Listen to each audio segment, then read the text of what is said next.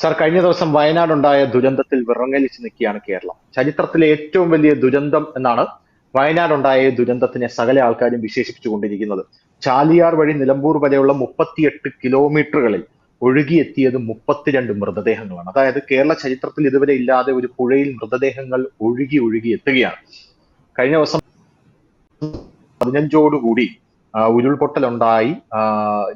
ഏകദേശം രാവിലെ ഒരു 5 മണിയോടുകൂടി സകല ആൾക്കാരെയും, അതായത് 250ഓളം കുടുംബങ്ങളെയാണ് ഉരുൾപൊട്ടലിൽ ആ ഒരു ദുരന്തം കൊണ്ടുപോയതെന്നാണ് നമ്മൾ മനസ്സിലാക്കുന്നത്. ചൂരൽമലയും അട്ടമലയും എല്ലാം നാമാവിശേഷമായി എന്ന് എല്ലാവരും റിപ്പോർട്ട് ചെയ്യുന്നുണ്ട്. ഇപ്പോഴും ആൾക്കാർ അവിടെ കുടുങ്ങിക്കിടക്കുന്നുണ്ട്.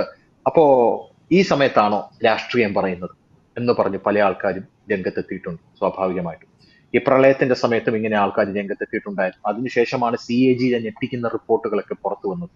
CAG പറഞ്ഞത് ഇത് മനുഷ്യനിർമ്മിതമായിട്ടുള്ള ദുരന്തമായിരുന്നു എന്നാണ്. ഈ സമയത്ത് രാഷ്ട്രീയം പറഞ്ഞില്ലെങ്കിൽ പിന്നെ എപ്പോ പറയും എന്നാണ് എന്റെ പ്രധാനപ്പെട്ട ഒരു ചോദ്യം എന്ന് പറയുന്നത്. കാരണം അർജുനെ കാണാതായി, തെരച്ചിൽ നടന്നു, ഇപ്പോഴിതാ ഇത്തരത്തിലൊരു ദുരന്തം വന്നിരിക്കുന്നു.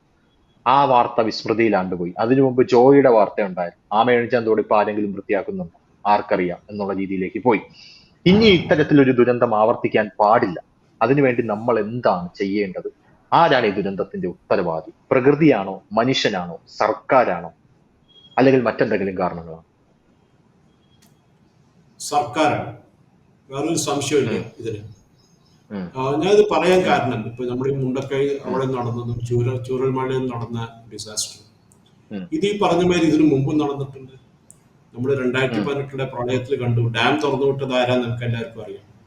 ഓക്കെ. ഉം, അത് കഴിഞ്ഞ് നമ്മൾ എത്രയോ ഉരുൾപൊട്ടൽ കേരളത്തിൽ ഉണ്ടായിട്ടുണ്ട്.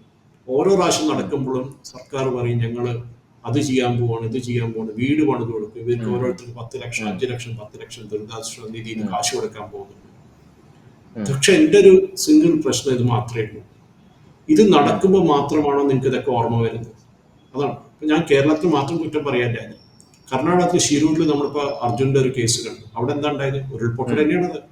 അതിൽ ഉരുൾപൊട്ടി ഉം, കടലിലേക്ക് പോയെന്നേ ഉള്ളൂ, വേറെ അല്ല, പുഴയിലേക്ക് പോയെന്നേ ഉള്ളൂ. ആ ഉം, ട്രക്കും മറ്റു പരിപാടികളെല്ലാം. ഇവിടെ വീടുകൾ പോയി, ഉം, മനുഷ്യജീവൻ പോയി. ഉം, അവിടെയും മനുഷ്യജീവൻ പോയിട്ട് 10 പേരെ കണ്ട് ആ ഉം, ട്രാജഡിയിലും മരിച്ചിട്ടുണ്ട്. പക്ഷെ നമ്മൾ ഉം, നോക്കേണ്ടത്, നമ്മളൊരു ഈ വെസ്റ്റേൺ ഘാട്സ് എന്നാണ്, അത് കേരളത്തോട്ട് ഗുജറാത്ത് വരെയുള്ള വെസ്റ്റേൺ ഘാട്സ് വളരെ ഈക്കോ ഉം, സെൻസിറ്റീവ് ആയിട്ടുള്ള ഏരിയ. ഞാൻ മഹാരാഷ്ട്രയിൽ കുറെ ഉം, ട്രെക്കിംഗ് ചെയ്തിട്ടുള്ള ആളാണ്. കോവിഡിന് മുമ്പ്, കോവിഡ് കഴിഞ്ഞിട്ട് അധികമില്ല. ഉം, ഹൈദരാബാദിൽ ഒരു ട്രെക്കിംഗ് ക്ലബ് ഉണ്ട്, ഗ്രേറ്റ് ഹൈദരാബാദ് അഡ്വഞ്ചർ ക്ലബ്. ഉം, ഞങ്ങൾ കുറെ ട്രെക്കിങ്ങിന് ഉം, പോവാണ്. ഇത് ഭീമാശങ്കർ ആവട്ടെ, അത് ഈ ഹരിശ്ചന്ദ്രഗഡ് ആവട്ടെ, മാഥേര ആവട്ടെ, ഇവരൊക്കെ ഞങ്ങൾ ട്രെക്കിങ്ങിന് പോകും. നല്ല ഉം, പ്രകൃതി ഉം, ഭംഗിയുള്ള നല്ല സ്ഥലങ്ങളാണ്. അപ്പോൾ നമ്മളൊരു ഉം, 2-3 ദിവസത്തെ ട്രെക്കിംഗ് പ്ലാൻ ചെയ്ത് കുന്നിന്റെ മുകളിൽ കയറി അവിടെ ഇരുന്ന് ആസ്വദിച്ച് വരും തിരിച്ചു. പക്ഷെ അവിടെയും നമ്മൾ കണ്ടു, അടുത്ത് തന്നെ ഉം, ഒരു വെള്ളച്ചാട്ടത്തിന്, പൂനെ അടുത്ത്, ഞാനവിടെ പോയിട്ടുള്ള സ്ഥലമാണ്, ഒരു ഫാമിലി മൊത്തം അടിച്ചു പോയി വെള്ളത്തിൽ. അതാണ് ഉം, നടക്കുന്നത്. ട്രാജഡി അങ്ങനെയാണ് തുടങ്ങുന്നത്. പക്ഷെ അതൊരു മാൻമെയ്ഡ് ഉം, ട്രാജഡി എന്ന് പറയും. ആൾക്കാർ വെള്ളത്തിൽ ഇറങ്ങേണ്ട ആവശ്യമില്ല, ഇവരിറങ്ങി അവരടിച്ചു പോയി, ഉം, അത് അവർ തെറ്റായിരുന്നു. പക്ഷെ ഇത് നടന്നത്, നമ്മുടെ ഈ വെസ്റ്റേൺ ഘാട്സ് നടന്ന ഈ ദുരന്തം ഇനി ആവർത്തിക്കും, ഇനി ആവർത്തിക്കും. ഉം, ഗവൺമെന്റ് നാളെ ഒരു ഗ്യാരണ്ടി തരാം. അവർ പറയാം ഇല്ല, ഇന്ന് ഇത്ര മഴ പെയ്താൽ ഞങ്ങൾ എന്താ ചെയ്യുക? 2018 തന്നെയല്ലേ പറഞ്ഞത്, എത്രയും മഴ ഉം, പെയ്തു കഴിഞ്ഞാൽ ഞങ്ങൾ എന്താ ചെയ്യുക? എന്തായാലും ഉണ്ടാവും. ഉം, പക്ഷെ ഉരുൾപൊട്ടൽ ഉം, ഉണ്ടാവാൻ കാരണം എന്താണ്? അപ്പൊ പറഞ്ഞ മാതിരി ഉം, പറയും, ചെടിക്ക് വെള്ളം ഒഴിച്ചു കഴിഞ്ഞാൽ ഒരു ട്യൂബ് എടുത്ത്, ഹോസ് എടുത്ത്, നല്ല ഫയർ എഞ്ചിന്റെ ഹോസ് എടുത്ത് അടിച്ചു കഴിഞ്ഞാൽ എല്ലാം പോവില്ലേന്നു. ശരിയാണ്. ഉം, പക്ഷെ അത് പോവാൻ കാരണം എന്താണ്? കുറെ കാലങ്ങൾ, 100 കൊല്ലം കണക്കുള്ള കൊടകു ആവട്ടെ, അവിടുത്തെ കോഫി തോട്ടമാവട്ടെ, ഇവിടുത്തെ നമ്മുടെ മൂന്നാറിലുള്ള, അത് അല്ലെങ്കിൽ ഈ പറഞ്ഞ മാതിരി വയനാടുള്ള ചായത്തോട്ടങ്ങളാവട്ടെ, ഇതിനെ പിടിച്ചു നിർത്തിയത് ഉം, ഇങ്ങനെയാണ്.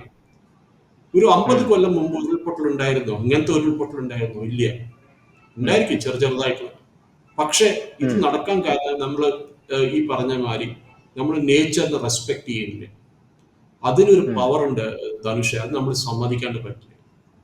ഉം, നമ്മൾ ഉം, എത്ര പ്രകൃതിയെ കളിപ്പിക്കുകയോ പ്രകൃതി അതേമാതിരി തിരിച്ചടിക്കും, ഉം, അതിലൊരു സംശയം വേണം. ഉം, നമ്മൾ ഉം, പ്രകൃതിയെക്കാട്ടും വലുതല്ല. ഈ പറഞ്ഞ മാതിരി ഉം. വെസ്റ്റേൺ ഗാട്സ്, ഹിമാലയം കഴിഞ്ഞ് കഴിഞ്ഞാൽ സെക്കൻഡ് ഓൾഡ് സെൻസിറ്റീവ് ആയിട്ടുള്ള ഒരു സോണാണ്. ഹിമാലയം തന്നെ ഒരു അതെ, ഒരു അതെ. ന്യൂ മൗണ്ടൻ റേഞ്ചാണ്, പുതിയ മൗണ്ടൻ റേഞ്ചാണ്. പക്ഷെ ഈ ഉം, വെസ്റ്റേൺ ഘാട്സ് നമ്മൾ എന്താണ് ഇങ്ങനെ ചെയ്തു വരുന്നതെന്നാണ് നമ്മൾ അറിയേണ്ടത്. എന്തിനാണ് നമ്മൾ ഇങ്ങനെ ഓവർ എക്സ്പ്ലോയിറ്റ് ചെയ്യുന്നത്? അത് കേരളമായ ഒരു രാഷ്ട്ര, ഒരു ഈ പറഞ്ഞ ഒരു സ്റ്റേറ്റ്, ഒരു സംസ്ഥാനത്ത് അതുണ്ടാവാൻ കാരണം മെയിൻ ആയിട്ട് നമുക്ക് സ്ഥലം കുറവാണ്. നമ്മുടെ ഉം, ഡെൻസിറ്റി, പോപ്പുലേഷൻ ഡെൻസിറ്റി വളരെ കൂടുതലാണ്. നമ്മൾ ഉം, കാടിലേക്ക് കൂടിയാൽ ഇപ്പൊ ഞാൻ തന്നെ ടി ജി സാറിന്റെ വേറൊരു ഒരു അഭിമുഖം ഇതിൽ കണ്ടിരുന്നു. ABC മലയാളത്തിൽ ഒരു ഉം, ഇന്റർവ്യൂ കണ്ടിരുന്നു ടി വി സാർ. അത് ടി ജി സാർ പറഞ്ഞ പണ്ട് ടി ജി സാർ കൗമുദിയുടെ ആർക്കൈവ് സെക്ഷനിൽ പോയി കണ്ട് വായിച്ചിട്ട് കണ്ടതാണെന്ന് പറഞ്ഞു. ഉം, ആയിരക്കണക്കിന് 10,000 കണക്കിന് ഏക്കർ സ്ഥലം, ഏത് ഫോറസ്റ്റ് ലാൻഡ്, അത് പട്ടയായിട്ട് കൊടുത്തു എന്നൊരു വലിയ ഡിക്ലറേഷനാണ് ചെയ്യുന്നത് തഹസിൽദാർമാർ. മത്സരമായിരുന്നു എന്ന് ഉം, പറഞ്ഞു. അപ്പൊ നിങ്ങൾ എന്താ ചെയ്യുന്നത്? നിങ്ങൾ അവിടെയുള്ള മൃഗങ്ങളെ ഒളിച്ചോടിക്കുക, നിങ്ങൾ അവിടുത്തെ കുന്നിന്റെ മുകളിലും അവിടെ ഇവിടെ ആയിട്ട് വീട് പണിയാൻ ആൾക്കാർക്ക് പെർമിഷൻ കൊടുക്കുക. ഇതാണ് ഉണ്ടാവുന്നത്. ഉം, പിന്നെ ഈ പറഞ്ഞ മാതിരി പുഴ ഒഴുകി വരുമ്പോൾ പുഴയുടെ വഴി കൂടെ തന്നെ പോകും. അതിന് വേറെ വഴി അറിയില്ല. ഉം, നമ്മൾ ഈ പറഞ്ഞ ഉം, വലിയൊരു ഡാം കെട്ടി നിർത്തുമ്പോൾ പണ്ട് ഇതിന്റെ അഗേൻസ്റ്റ് പ്രൊട്ടസ്റ്റ് ഒക്കെ ഉണ്ടായിരുന്നു, ഓർമ്മയുണ്ടാവും. സർദാർ സരോവർ ഡാം കെട്ടിയപ്പോൾ നമ്മുടെ ഉം, മേധാ ഉം, പട്കർ മറ്റേ പാർട്ടികളൊക്കെ കയറി കുറെ കുഴപ്പമുണ്ടാക്കി. എല്ലാത്തിനും ഒരു രണ്ട് ലെവലുണ്ട് ധനുഷ്. ഒന്ന് ഡെവലപ്മെന്റ്, നമുക്ക് ഡെവലപ്മെന്റ് വേണം, ഉം, അതേ സമയത്ത് നമ്മൾ നേച്ചറിനെ റെസ്പെക്ട് ചെയ്യണം.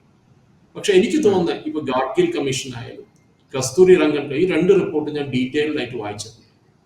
എനിക്ക് ഉം, തോന്നുന്നത് ഗാഡ്ഗിൽ റിപ്പോർട്ടിനെ ഒരു ഇതാക്കാൻ വേണ്ടിയിട്ടാണ് കസ്തൂരി രംഗൻ റിപ്പോർട്ട് കൊണ്ടുവന്നത്. പക്ഷെ കസ്തൂരി രംഗൻ റിപ്പോർട്ടും വളരെ ക്ലിയർ ആണ് എന്താ ചെയ്യേണ്ടതെന്നുള്ളതിനെ പറ്റിയിട്ട്. അതാണ് നമുക്ക് കണ്ടത്. ബിക്കോസ് ഈ ഉം, രണ്ട് റിപ്പോർട്ട് കഴിഞ്ഞിട്ടും മാധവ് ഗാഡ്ഗിലിനെ പിന്നെ ഒരു വില്ലനാക്കി കേരളത്തിൽ, വലിയൊരു വില്ലനായി. ഉം, അതെ. കസ്തൂരി രംഗൻ റിപ്പോർട്ട് വന്നു, അതിനെ മുക്കി, അത് വേറെ കാര്യം. ഉം, ഇത് കഴിഞ്ഞിട്ട് 5 പ്രാവശ്യം central government March 2014 Manmohan Singh സർക്കാരാണ്. അപ്പോഴാണ് അവരാണ് ഉം, ഫസ്റ്റ് ഡ്രാഫ്റ്റ് നോട്ടിഫിക്കേഷൻ ഇഷ്യൂ ചെയ്തത്. അപ്പോൾ എല്ലാ രാഷ്ട്രങ്ങളും, ആ സ്ഥലത്തുള്ള എല്ലാ സംസ്ഥാനങ്ങൾക്കും, കേരളം, മഹാരാഷ്ട്ര, ഗോവ, ഈ പറഞ്ഞ മാതിരി മഹാരാഷ്ട്ര, ഗോവ, കർണാടക, കേരളം, ഗുജറാത്ത്, ഈ 5 ഉം, സംസ്ഥാനങ്ങൾക്ക് പറഞ്ഞ നിങ്ങൾ ഈ ഡ്രാഫ്റ്റ് നോട്ടിഫിക്കേഷൻ നിങ്ങളുടെ ഫീഡ്ബാക്ക് അറിയിക്കുക. അപ്പൊ നമ്മുടെ അവിടെ നിന്ന് ഉം, നാച്ചുറലി കുറെ കുഴപ്പങ്ങളുണ്ടായി. നമ്മൾ കണ്ടു കുറെ ഈ പറഞ്ഞ മാതിരി കുറെ റിലീജിയസ് ലീഡേഴ്സ് ഒക്കെ അതിൽ അഴിച്ചു കയറി ഞങ്ങൾ ഇതിനൊക്കെ ഉം, ആക്സെപ്റ്റ് ചെയ്യില്ല എന്നൊരു കുറെ കുഴപ്പമൊക്കെ ഉണ്ടാക്കി. ഇപ്പൊ ഇത് 6ാമത്തെ നോട്ടിഫിക്കേഷൻ വരാൻ പോവായിരുന്നു. അപ്പോഴാണ് ഈ ദുരന്തം നടന്നത്. 10 കൊല്ലായിട്ട് ഈ റിപ്പോർട്ടിന് മേലെ കസ്തൂരി രംഗൻ ആവട്ടെ, ഈ മാധവ് ഗാഡ്ഗിൽ ആവട്ടെ, അത് കഴിഞ്ഞിട്ട് 3ാമത്തെ ഒരു കമ്മീഷൻ ഉണ്ടായിരുന്നു. കുറെ പേര് അത് മറന്നു. ഉമ്മൻ കമ്മീഷൻ ഉണ്ടായിരുന്നു. ഉമ്മൻചാണ്ടിയുടെ ഉം, പേരാണ്, പക്ഷെ കമ്മീഷൻ ഉമ്മൻചാണ്ടിയാണ് വെച്ചത്, അത് വേറെ ഉമ്മനാണ്. ഉം, ആ റിപ്പോർട്ട് ഉം, ആരും ശരിക്കും വായിച്ചിട്ടില്ല.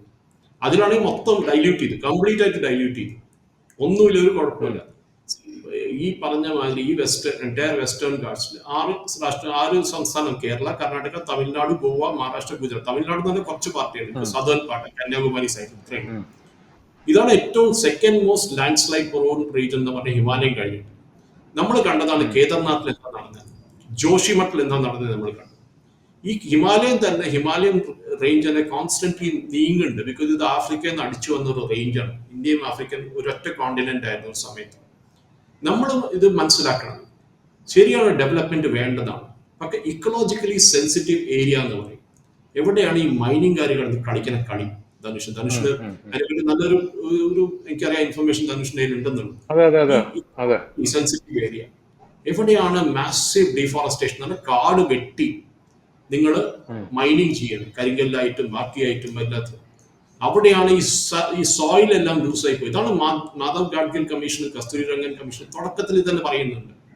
ഇത് ഈ അതെ. ഒരു സ്റ്റെബിലിറ്റി, ഹിൽ സൈഡ് സ്റ്റെബിലിറ്റി എന്ന് പറയുന്നത്, അതാണ് മെയിൻ ഉം, റീസൺ. ഈ ലാൻഡ് സ്ലൈഡ് എത്ര ഹെവി റെയിൻഫോൾ നടന്നാലും നമ്മൾ കണ്ടിട്ടുണ്ട്. ഉം, ഇപ്പൊ പണ്ട് 20 കൊല്ലം മുമ്പ് പണിത സർക്കാർ ബിൽഡിങ്ങുകൾ ക്രാക്ക് വീഴും. ഉം, പക്ഷെ പണ്ട് ഉം, 100 കൊല്ലം മുമ്പ് ബ്രിട്ടീഷുകാർ പണിത ബിൽഡിംഗ് ഇപ്പോഴും ഒരു കുഴപ്പമില്ലാണ്ട് നിൽക്കുന്നുണ്ട്. സ്പെഷ്യലി കാപ്പിത്തോട്ടത്തിൽ ഉം, പോയി നോക്കും, ചായത്തോട്ടത്തിൽ പോയി നോക്കും, ഇപ്പോഴും ഒരു കുഴപ്പമില്ല. ഉം, ഇതാണ് ഈ ഉം, പറഞ്ഞ മാതിരി ഈ 13 കൊല്ലം പഴക്കമുള്ള റിപ്പോർട്ടിൽ എക്കോളജിക്കലി ഉം, സെൻസിറ്റീവ് ഏരിയ പിന്നെയും ഒരു ലൈൻ ലൈറ്റിലേക്ക് വന്നു.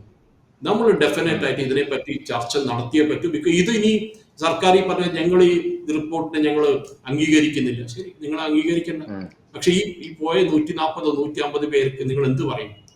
അവര് കുടുംബങ്ങൾക്ക് എന്ത് റിപ്ലൈ നിങ്ങൾ കൊടുക്കുക? 10 ലക്ഷം കൊടുക്കും, ഞങ്ങൾ വീട് പണിത് കൊടുക്കും. പക്ഷെ അതില് ആ ജീവൻ തിരിച്ചു വരുമോ? ഇല്ലല്ലോ. ഉം, ഇതാണ് നമ്മൾ അറിയേണ്ടത്. ബിക്കോസ് ഈ അന്ന് മെപ്പാടിയിൽ നടന്ന ഒരു ട്രാജഡി നമുക്ക് എല്ലാവർക്കും അറിയാം. അത് ഉം, കഴിഞ്ഞിട്ടാണല്ലോ ഈ മാധവ് ഗാഡ്ഗിലും പറഞ്ഞത്, സ്പെഷ്യലി അങ്ങേര് എന്ന് പറഞ്ഞു, ഇപ്പൊ ഇന്നും പറഞ്ഞിട്ടുണ്ട്, ഇന്നത്തെ ഒരു ഇന്റർവ്യൂവിൽ അങ്ങേര് പറഞ്ഞു, ഇത് I had want that this will happen, ഇത് നടക്കുന്നു ഞാൻ അന്ന് തന്നെ അല്ല, പുള്ളി പറഞ്ഞു. അന്ന് അന്ന് പുള്ളി പറഞ്ഞ ഒരു വിഷയം എന്ന് പറഞ്ഞാല്, നിങ്ങളിപ്പോ എന്നെ തെറി പറഞ്ഞോളൂ, പക്ഷേ അടുത്ത 5 കൊല്ലത്തിൽ നിങ്ങൾ മനസ്സിലാക്കും എന്താണ് ഇവിടെ സംഭവിക്കാൻ പോകുന്നതെന്ന്. അതിനുശേഷം നമ്മൾ കാണുന്നതാണ് കവളപ്പാറയിൽ ഉരുൾപൊട്ടി. ഇന്നും 11 പേര് ആ ഉരുൾപൊട്ടലിന്റെ അടിയിൽ കിടപ്പുണ്ട്. അതിനുശേഷം പുത്തുമലയിൽ ഉരുൾപൊട്ടി, പെട്ടിമുടിയിൽ ഉരുൾപൊട്ടി. ഇപ്പൊ പുത്തുമലയിൽ നിന്ന് 2 കിലോമീറ്റർ മാത്രം ദൂരെയുള്ള ചൂരൽ മലയിലാണ് ഇപ്പോൾ ഈ ഇൻസിഡന്റ് ഉണ്ടായിരിക്കുന്നതെന്നാണ് നമ്മൾ മനസ്സിലാക്കുന്നത്. അപ്പോ 2019 ഗാഡ്ഗിൽ ഒരു കാര്യം കൂടെ പറഞ്ഞിരുന്നു സാറ്, അത് ഞാൻ സാറിനെ ഓർമ്മിപ്പിക്കുകയാണ്. അതായത് ചൂരൽമല നാമാവിശേഷമാണ് എന്ന് ഗാഡ്ഗിൽ പറഞ്ഞിരുന്നു. അന്നും ഇവരതിനെ അവഗണിച്ചു. അങ്ങനെ വലിയ രീതിയിലുള്ള പ്രശ്നങ്ങൾ ഉണ്ടായി. ഈ ഗാഡ്ഗിൽ റിപ്പോർട്ട് സാറിന് അറിയാലോ, 2011 പുറത്ത് വന്നപ്പോ തന്നെ ഈ റിപ്പോർട്ട് സർക്കാരിന് സബ്മിറ്റ് ചെയ്തപ്പോൾ തന്നെ സർക്കാർ ഇത് പൂഴ്ത്തി വയ്ക്കുകയാണ് ചെയ്തത്. ആർക്ക് വേണ്ടിയാണ്? ഇവിടെയുള്ള ക്വാറി മാഫിയകൾക്ക് വേണ്ടിയും മൈനിങ് മാഫിയകൾക്ക് വേണ്ടിയുമാണെന്ന് നമ്മളത് വിചാരിക്കണം. പോരാത്തതിന് ഗവൺമെന്റ് ഇത് പൂഴ്ത്തി വയ്ക്കുക മാത്രമല്ല ചെയ്തത്, ആ വെബ്സൈറ്റ് തന്നെ ബാൻ ചെയ്ത് കളഞ്ഞു. ആ വെബ്സൈറ്റ് തന്നെ ബാൻ ചെയ്ത് കളയുന്ന ഒരു സാഹചര്യം ഉണ്ടായി. ഡൽഹി ഹൈക്കോടതിയിൽ RTA കേസുകൾ ഒക്കെ വന്നതിന്റെ ഒരു പശ്ചാത്തലത്തിലാണ് പിന്നീട് ഇത് പുറത്തുവിടുന്നത്. ഇത് പുറത്തുവിട്ടപ്പോൾ ഏറ്റവും കൂടുതൽ തിരിച്ചടി ലഭിക്കുന്നത് ഇവിടെയുള്ള ക്വാറി മാഫിയ, മൈനിങ് മാഫിയ എന്നിങ്ങനെയുള്ള മാഫിയകൾക്കാണ്. ഇവരുടെയൊക്കെ പിറകിൽ വലിയ വലിയ രാഷ്ട്രീയ നേതാക്കൾ, നമുക്കറിയാം പല പല രാഷ്ട്രീയക്കാർക്കും പല മലയുടെ മണ്ടകളിലും റിസോർട്ടുകളും അമ്യൂസ്മെന്റ് പാർക്കുകളും ഒക്കെ ഉള്ള നാടാണ്. അപ്പോൾ അങ്ങനെ ഉള്ള ആൾക്കാർക്ക് വലിയ തിരിച്ചടി ലഭിക്കും എന്നുള്ളത് കൊണ്ട് തന്നെ ഈ റിപ്പോർട്ട് ജനങ്ങളിലേക്ക് എത്താതിരിക്കാനായിട്ട് മൈനിങ് ക്വാറി മാഫിയ അല്ലെങ്കിൽ ആ ലോബിയുടെ അവർക്കിടയിലേക്കുള്ള വ്യാജ വാർത്താ തന്ത്രം വിജയിച്ചു. നിങ്ങൾ ഇവിടെ നിന്നും കുടിയിറക്കാൻ പോവുകയാണ് എന്നാണ് അവർ പറഞ്ഞത്. പക്ഷെ യഥാർത്ഥത്തിൽ ഈ റിപ്പോർട്ടിനകത്ത് കുറച്ച് റെഗുലേഷൻസ് ആണ് പറഞ്ഞിരിക്കുന്നത്. അത് സർക്കാർ ജനങ്ങളുമായി കൂടിയാലോചിച്ച് അവരുടെ പ്രതിനിധികളുമായി കൃത്യമായി ആലോചിച്ച് അവിടെയുള്ള ജനങ്ങളുടെ ജീവിതം സുരക്ഷിതമാക്കാനുള്ള റെഗുലേഷൻസ് ആണ് പറഞ്ഞിരിക്കുന്നത്. പക്ഷെ ഇതിൽ റെഗുലേഷൻസ് ഇല്ലാത്തത് യഥാർത്ഥത്തിൽ പൂർണ്ണമായും നിയന്ത്രിക്കണം അല്ലെങ്കിൽ എടുത്തു കളയണം എന്ന് പറഞ്ഞിരിക്കുന്നത് ഈ മൈനിങ് ക്വാറി മാഫിയകളാണ്. അവരെ പൂർണ്ണമായും ഒഴിവാക്കണം ഈ പശ്ചിമഘട്ട മലനിരകളിൽ നിന്ന്. എന്നാൽ ജനങ്ങൾക്ക് അവിടെ ജീവിക്കാൻ, അപകടമില്ലാതെ ജീവിക്കാനുള്ള റെഗുലേഷൻസ്, നിങ്ങൾ എങ്ങനെ കൃഷി ചെയ്യണം, ഏത് നാണ്യവിളകൾ കൃഷി ചെയ്യണം, അത് ഏത് രീതിയിൽ കൃഷി ചെയ്യണം, ഏകവിള കൃഷി പാടില്ല, 30 ഡിഗ്രി ചരിവുള്ള പ്രദേശങ്ങളിൽ ആനുവൽ കൃഷി പാടില്ല, നിങ്ങൾ എങ്ങനെ കെട്ടിടം പണിയണം, ആ കെട്ടിടം പണിയാനുള്ള ആ ഒരു നീക്കം ഉണ്ടല്ലോ, ആ കെട്ടിടം പണിയാൻ സർക്കാർ, ഞാൻ മനസ്സിലാക്കുന്ന ഒരു ബിൽഡിംഗ് കോഡ് തന്നെ മുന്നിലേക്ക് വെക്കണം. ഇതൊക്കെയാണ് അതിനകത്ത് പറയുന്നത്. അപ്പൊ ഈ ലോറിംഗ് മൈനിങ് മാഫിയയുടെ ഈ ഒരു അജണ്ടയാണ് അവിടെ നടപ്പായത്. അതിന്റെ ഒരു പ്രത്യാഘാതമാണ് നമ്മളിപ്പോ അനുഭവിച്ചുകൊണ്ടിരിക്കുന്നത്. അതാണ് യഥാർത്ഥത്തിൽ അവിടെ സംഭവിച്ചത്. ശരിയാണ് ധനുഷ്. ഈ മെപ്പാടി എന്ന് പറഞ്ഞ സ്ഥലം, പിന്നെ ഈ വൈത്രി താലൂക്കിലാണ് ഇതൊക്കെ വരുന്നത്. മുണ്ടക്കായും ചൂരൽമലയും ഈ അട്ടമലയും ഈ സ്ഥലങ്ങളൊക്കെ ഇതേ സ്ഥലങ്ങളാണ് ഇപ്പൊ ഈ പ്രശാടിച്ചു പോയി. ഈ 18 ഇക്കോളജിക്കലി സെൻസിറ്റീവ് ലൊക്കാലിറ്റീസ് എന്ന് ഗാഡ്ഗിൽ കമ്മീഷൻ ഐഡന്റിഫൈ ചെയ്തതിൽ ഈ സ്ഥലങ്ങളുണ്ടായിരുന്നു. വെറുതെ അല്ല അങ്ങേര് പറഞ്ഞത്. അങ്ങേര് പറഞ്ഞതിൽ അദ്ദേഹം പറഞ്ഞ അതേ കാര്യമാണ് ഇപ്പൊ നടന്നത്.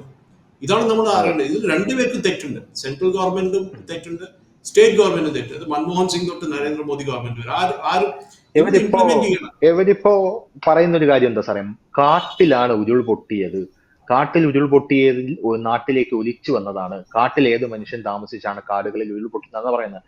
ഈ വയനാട് എന്ന് പറയുന്ന പ്രദേശം മുഴുവനായിട്ടും ഈ ഗാഡ്ഗിൽ കമ്മിറ്റി റിപ്പോർട്ട് സോൺ 1 ഏർപ്പെടുത്തിയിരിക്കുന്ന പ്രദേശമാണ്. അതീവ സുരക്ഷാ മേഖല. ഇടുക്കിയും അതുപോലെ തന്നെയാണ്. ഈ മേഖലകളിൽ എവിടെയെങ്കിലും ഒരു ഡ്രില്ലിങ്ങോ ഡ്രഡ്ജിങ്ങോ നടന്നാൽ പോലും ആ മുഴുവൻ സോണിനെയും അത് ബാധിക്കുന്ന രീതിയിലോട്ട് കാര്യങ്ങൾ മാറും. മുഴുവൻ മണ്ണും ഇടിഞ്ഞ് താഴെ വരുന്ന സാഹചര്യത്തിലോട്ട് എത്തും. അതായത് ഈ മുഴുവൻ മേഖലയും സംരക്ഷിത പ്രദേശമാണ് എന്നുള്ള രീതിയിലേക്ക് എത്തും. അന്ന് ഈ വലിയ മാഫിയയുടെയൊക്കെ വലിയൊരു വ്യാജ വാർത്താ പ്രചരണത്തിന്റെ ഭാഗമായിട്ട് സാറിന് ഓർമ്മയുണ്ടോ, 2013 വയനാട്ടിലും 2014 ഇടുക്കിയിലും ഹർത്താൽ നടത്തി. PT തോമസ് അടക്കമുള്ളവരെ അവിടെ നിന്ന് ഒറ്റപ്പെടുത്തുന്ന, PT തോമസിന്റെ ശവമഞ്ചം ചുവന്നുകൊണ്ടുവന്ന ഒരു കാഴ്ച ഉണ്ടായിരുന്നു. അതുണ്ട്. ഞാനത് പറഞ്ഞു, ഈ പറഞ്ഞ മാതിരി EZ1 economically sensitive zone 1 and economically sensitive zone 2 എന്നുള്ള 2 സെറ്റിൽമെന്റ്സ് ഉണ്ടായിരുന്നു. 2 കൺസ്ട്രക്ഷൻസ് ആക്ടിവിറ്റി റെഗുലേഷൻ എന്നിട്ട് പറഞ്ഞു. അത് ഒന്ന് ക്വാറിങ് ഉണ്ടായിരുന്നു, റെഡ് കാറ്റഗറി ഇൻഡസ്ട്രി എന്നാണ്, അലോ ചെയ്യാൻ പറ്റാത്ത ഇൻഡസ്ട്രി. അത് EZ1 അലോ ചെയ്യാൻ പാടില്ല എന്ന് പറഞ്ഞതാണ്. പക്ഷെ കുറച്ച് ഏരിയയിൽ ക്വാറിങ് പറ്റും, പക്ഷെ അത് 100 മീറ്റർ ഒരു ഹ്യൂമൻ സെറ്റിൽമെന്റ് ദൂരമായിരിക്കുന്നത് EZ2 വരുമ്പോൾ. പക്ഷേ എവിടത്തെ ഗവൺമെന്റ് എന്താ ചെയ്ത്, അത് 500 മീറ്റർ ആക്കി, 50 മീറ്റർ ആക്കി. ഇതാണ് ഉള്ളത്. 50 മീറ്റർ എന്ന് പറഞ്ഞാൽ നിങ്ങളുടെ വീടിന്റെ തൊട്ടപ്പുറത്ത് ഒരുത്തൻ ഗ്രാനൈറ്റ് ബ്ലാസ്റ്റ് ചെയ്യണം, ഗ്രാനൈറ്റിൽ വെച്ചിട്ട്. വീടിന്റെ സ്ട്രക്ചറിന് എന്ത് പറ്റും, കുന്നിന്റെ സ്ട്രക്ചറിന് എന്ത് പറ്റും? ഇതാണ് ഉണ്ടായത്. ഈ കസ്തൂരി രംഗൻ റിപ്പോർട്ട് നമുക്ക് എപ്പോഴും കണ്ടിട്ട് എക്കണോമിക്കലി സെൻസിറ്റീവ് ഏരിയാസ് ആ ഒരു കോൺസെപ്റ്റ് കൊണ്ടിട്ട് ഒരു 37% വെസ്റ്റേൺ ഗാർഡ്സിന്റെ ഇതിൽ വന്നത്. വെസ്റ്റേൺ ഗാർഡ്സിൽ മൊത്തം ഞാൻ പറഞ്ഞ ഈ 6 രാഷ്ട്രങ്ങളിൽ 6 സംസ്ഥാനങ്ങളിലുള്ള ഏരിയാസ് ആണ് പറയുന്നത്. പക്ഷെ പിന്നെ എന്ത് ചെയ്തു, ഇവര് ഉമ്മൻചാണ്ടി ഗവൺമെന്റ് വന്നിട്ട് ഈ പറഞ്ഞ മാതിരി ഉമ്മൻ വി ഉമ്മൻ കമ്മീഷൻ വെച്ചു. അതിൽ നമ്മൾ കണ്ടു അവർ ഇനിയും ഡൈല്യൂട്ട് ചെയ്തു. പിന്നെ ഈ പറഞ്ഞ മാതിരി കോൺഗ്രസ് ലീഡർ PT തോമസിന്റെ അങ്ങേരായിരുന്നു ഐ തിങ്ക് ഒരു ഒറ്റപ്പറ്റ് പോയി അങ്ങേര് കംപ്ലീറ്റ് ആയിട്ട് ഈ ഗാഡ്ഗിൽ റിപ്പോർട്ട് ഇംപ്ലിമെന്റ് ചെയ്യണമെന്ന് പറഞ്ഞാണ്. പക്ഷേ ഈ അതെ അതെ പറഞ്ഞ മാതിരി ഇന്ന് അതായത് 2 ദിവസം മുമ്പ് നടന്ന ഈ ഡിസാസ്റ്ററിന് ഞാൻ പറയുകയാണെങ്കിൽ ഞാൻ ഇതിന് മുമ്പ് ധനുഷെടുത്ത് പറഞ്ഞു, ഇതിന്റെ ഉം, ക്രിമിനൽ കേസ് ഫയൽ ചെയ്യണം. ക്രിമിനൽ കേസ് ഫയൽ ചെയ്യേണ്ട ആരാണ്? ഈ ഈ ഓരോ സ്ഥലത്ത് പട്ടയം കൊടുത്ത തഹസിൽദാർമാര്, അവർക്ക് ഓർഡർ കൊടുത്ത ആൾക്കാർ, ഇവരെയാണ് ചെയ്യേണ്ടത്. ഇവരെ ആദ്യം കേസ് ഫയൽ ചെയ്യണം. ഈ ഫാമിലീസ് തന്നെ ചെയ്യണം, ഈ കുടുംബങ്ങൾ തന്നെ ഇതൊക്കെ ചെയ്യേണ്ടതാണ്. ബിക്കോസ് അവരെ അവിടെ കൊണ്ടുവന്ന് പാർപ്പിക്കാൻ സമ്മതിച്ചാൽ, അവിടെ ഒരു സെറ്റിൽമെന്റ് പണിയാൻ സമ്മതിച്ചാൽ, അവിടെ ക്വാറിങ് സമ്മതിച്ചാൽ, അതിനൊക്കെ ഉം, റെസ്പോൺസിബിൾ ആയിട്ടുള്ളത് ഏത് ഗവൺമെന്റും ആവട്ടെ, ഇത് കോൺഗ്രസിന്റെ UDF ഉം, ആവട്ടെ, ഉം, CPM LDF ആവട്ടെ, ആരായാലും ഈ പെർമിഷൻ കൊടുത്ത്, നമ്മളിത് കണ്ട് മൂന്നാറിൽ കണ്ടതല്ലേ ധനുഷ്. മൂന്നാറിൽ ഉം, എന്തൊക്കെ നടന്നു, ഡ്രാമ നടന്നു. VS അച്യുതാനന്ദൻ അങ്ങനെ അറ്റ്ലീസ്റ്റ് ഒരു തുടക്കം വെച്ചുമായിരുന്നു. പക്ഷെ അതിലവര് ലോക്കൽ ഉം, പൊളിറ്റിക്സ് ഉണ്ടായിരുന്നു, CPM-ന്റെ, അത് വേറെ കാര്യം. പക്ഷെ ഇപ്പൊ എന്ത് പറ്റി? ഉം, ഇതിനു മുമ്പ് ഞാൻ കേട്ടിട്ടുണ്ട്, നമ്മുടെ വയനാട്ടിൽ ഒരു ഡിസ്ട്രിക്ട് കളക്ടർ ഉണ്ടായിരുന്നു പറഞ്ഞു കുറച്ചു കാലം മുമ്പ്. അങ്ങേര് ഇത് അന്ന് തന്നെ ഉം, പ്രെഡിക്ട് ചെയ്താണ്. അങ്ങേര് അന്ന് പറഞ്ഞപ്പോൾ അങ്ങേര് അവിടുന്ന് എല്ലാവരും കൂടി അദ്ദേഹത്തിനെ തള്ളി പറഞ്ഞു, അവിടുന്ന് ആളെ ഹരാസ് ചെയ്ത അവസരം സ്ഥലം മാറ്റിയാണ്. പക്ഷെ ഈ ഉം, പറഞ്ഞതെല്ലാം തിരിച്ചു വരും. പക്ഷെ നമ്മുടെ അതിൽ പ്രോബ്ലം എന്താ, നമ്മൾ ഇംഗ്ലീഷിൽ പറയും പബ്ലിക് മെമ്മറി ഈസ് നൊട്ടോറിയസ്ലി ഷോർട്ട്. നമ്മൾ ഒരു ഉം, ഉം. 15 ദിവസം കഴിഞ്ഞാൽ ധനുഷ് സ്റ്റാമ്പ് പേപ്പറിൽ എഴുതി തരാം, ഇതൊക്കെ മറക്കും. ഞാൻ ഇപ്പൊ അതെ ധനുഷിനോട് ചോദിക്കാം, ഒരു മാതൃഭൂമിയുടെ ഫോട്ടോഗ്രാഫർ ആയിരുന്നു, അങ്ങേര് എവിടെയോ ഏതോ ഒരു മണ്ണിന്റെ അടിയിൽ കിടപ്പുണ്ട്, ഉരുൾപൊട്ടലിൽ ഒലിച്ചുപോയി. ഉം. ഒലിച്ചു പോയി. ആ ഏരിയയുടെ പേര് നമുക്ക് ഓർമ്മയുണ്ടാവും, എനിക്ക് ഓർമ്മയില്ല, ഇല്ല. ഞാൻ മറന്നു. ഇതാണ് പ്രോബ്ലം. നമ്മൾ ഈ അർജുൻ കിടക്കുന്ന ഷിരൂർ നമ്മളൊരു 15 ദിവസം 20 ദിവസം കഴിഞ്ഞ് ഓൾറെഡി മറന്നു കഴിഞ്ഞു. ഇപ്പൊ ആരും അർജുനെ പറ്റി ഉം, പറയുന്നില്ല, അല്ലെങ്കിൽ അതായത് ന്യൂസിൽ ബ്രേക്കിംഗ് ന്യൂസ്. ഈ ഉം, ഉം, ചാനലുകൾ, ഏതോ ഈ ലൈവ് കവർ ചെയ്യുന്ന ചാനലുകളിൽ ഒറ്റ ആളെങ്കിലും ചോദിച്ചോ ഇതിന്റെ റെസ്പോൺസിബിൾ, ഇത് നടക്കാൻ കാരണം എന്താണ്? ശരിയാക്കോ, കുന്നിന്റെ മുകളിൽ ഉരുൾപൊട്ടി, ഞങ്ങൾ എന്താ ചെയ്യേണ്ടത്? അതിന് പുഴയ്ക്ക് ഉം, പോകാനുള്ള ഒരു വഴിയുണ്ട്, നിങ്ങൾ ആ വഴി നാരോ ചെയ്തു. നമ്മൾ കണ്ടിട്ട് പാലങ്ങൾ പണിതിട്ട്, സൈഡിൽ ഈ പറഞ്ഞ ചുമരുകൾ പണിതിട്ട്, ഈ പോണ പുഴയുടെ വിട്ട് കുറയ്ക്കുകയാണ്. ഇപ്പൊ എന്റെ നാടുണ്ട് കരുവന്നൂരിൽ നിന്ന് കടലിലേക്ക് പോണ വഴിയുണ്ട്. പുഴ ഉം, കവിഞ്ഞൊഴുകയാണെന്ന് ഞാൻ വീഡിയോ അയച്ചു തന്നെ എന്റെ അമ്മയൊക്കെ വീട്ടിൽ നിന്ന്. ആ പുഴ കടൽ എത്തുന്നതിന് മുമ്പായിട്ട് ഒരു ഡാമുണ്ട് എനിക്ക്. അവിടെ ആ ഡാമിന്റെ ഷട്ടർ രണ്ടാണ് ഇത് റിപ്പയർ ചെയ്തിട്ടില്ല. ഇതാണ് കഴിഞ്ഞ ഉം, വെള്ളപ്പൊക്കത്തിൽ 2018 തന്നെ ഉണ്ടായത്. ഈ ഉം, ഗവൺമെന്റ് എന്താ ചെയ്യുന്നത്? ഈ ഗവൺമെന്റ് എന്നല്ല, ഈ പറഞ്ഞ CPM ആയാലും കോൺഗ്രസ് ആയാലും ഇവരൊക്കെ അതാണ്. ട്രാജഡി നടന്നു കഴിയുമ്പോഴാണ് ഇവരൊക്കെ എണീക്കുക. നമ്മള് ഉം, ഹോസ്പിറ്റലിൽ അത് ചെയ്യും, നമ്മള് ആംബുലൻസ് റെഡിയാക്കും, ഇന്ത്യൻ എയർഫോഴ്സിനെ വിളിക്കും, ഉം, സൈന്യത്തിനെ വിളിക്കും. നിങ്ങൾ അതിന് മുമ്പ് എന്താ ഉം, ചെയ്തത്? ഇതാണ് നമുക്ക് അറിയേണ്ടത്. ഉം, എവിടത്തെ കേരളത്തിൽ ജനങ്ങൾ ചോദിക്കേണ്ട ചോദ്യം ഇതാണ്. ബിക്കോസ് നാളെ ഉം, നിങ്ങൾ പറയും ഇത് എവിടെയോ നടന്നു, എവിടെയോ വയനാട്ടിൽ നടന്നു, പിന്നെ ഇടുക്കിയിൽ നടക്കുമായിരിക്കും, ഉം, മൂന്നാർ, ഉം, ഞങ്ങളൊക്കെ സേഫ് ആണ്. ഇല്ല, ഒരു ദിവസം ഉം, നിങ്ങൾക്കും ഇതുണ്ടാവും.